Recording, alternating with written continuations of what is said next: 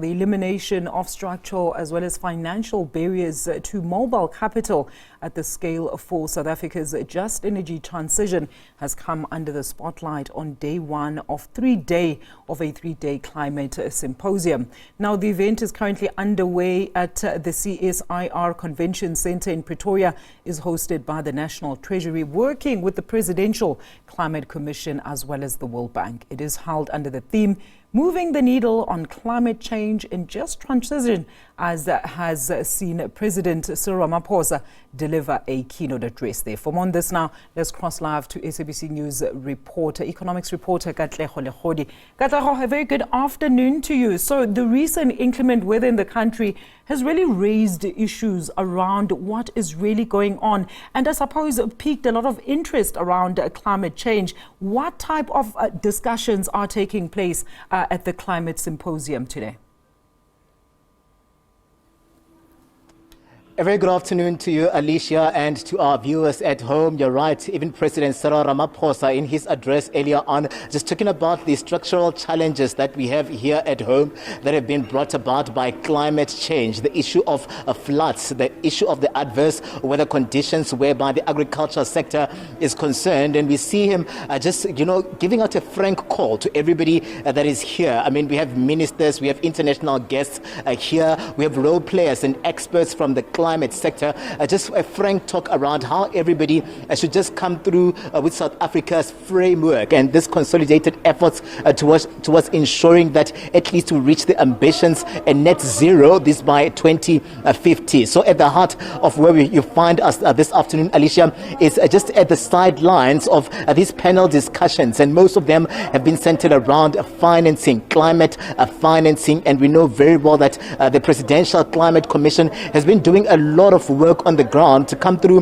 with a framework, Alicia, that would ensure that all of this work is not just, for show. It's not just a talk shop, but there are efforts, consolidated efforts around financing towards a greener economy. You know very well that this comes through as South Africa is also pushing to ensure that it's not left behind, whereby all of these barriers to trade are concerned. We know that there is that sea ban as well by other countries, so that can really limit South African products if we don't then get our issues right, where issues of climate change are concerned, or the just energy transition. But we're hearing most of these people here saying that this should be realistic talks around infrastructural development. This should be real talks around the barriers to financing and the loans and the stringent just measures that are attached to some of these financing. But we see just the Presidential Climate Commission, it has been hard at work, just Alicia, speaking to various of the role players from the private sector, from the government side, and some of those experts, climate experts, just to ensure that there is the document that everyone will talk and borrow into if they want to see then this becoming somewhat of a reality. But we see them saying that they need to address also issues of structural issues around policy that will need to come through and ensure that South Africa is not left behind. The people that have been tasked to do that job is the Presidential Climate Commission, and I'm joined by one of the leaders here who'll just give us a sense, Mr. Patel, around the work that you guys have been doing over time. We know very well that you've been engaging with various sectors of the society to ensure that at least all of these voices and the concerns around this just energy transition are not falling on deaf ears, but they are considered as we work around the framework. Give us a sense of how important your work has been at the Presidential Climate Commission, especially on issues of financing as we look and move towards a greener economy. Thank you so much for this opportunity.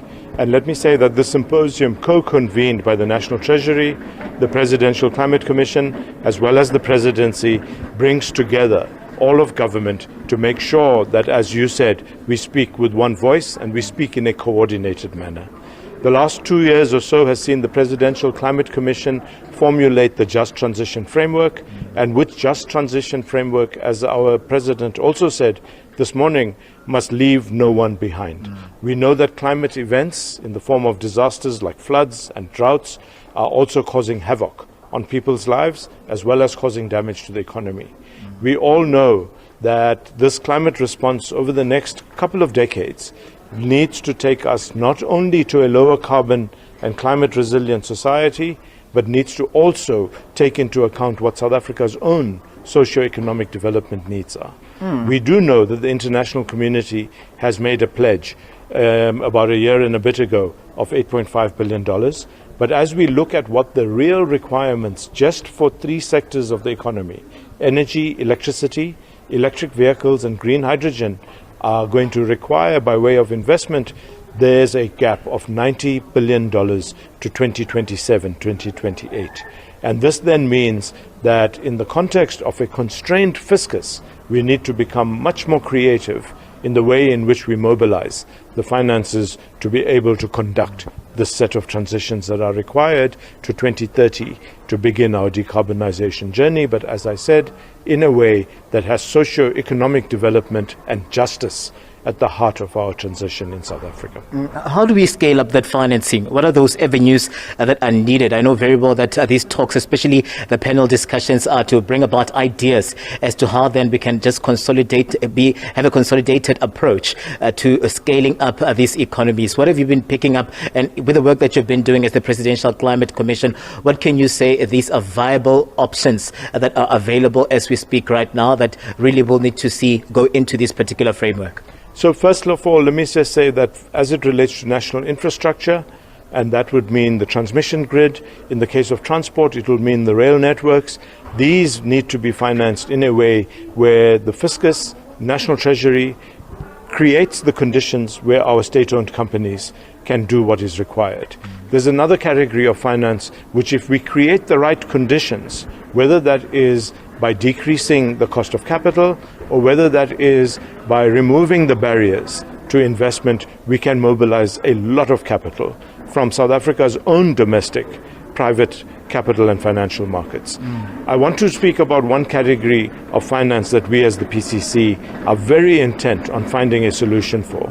And that is, these big projects are usually, under the right conditions, financeable by a blend of donor as well as development as well as private capital.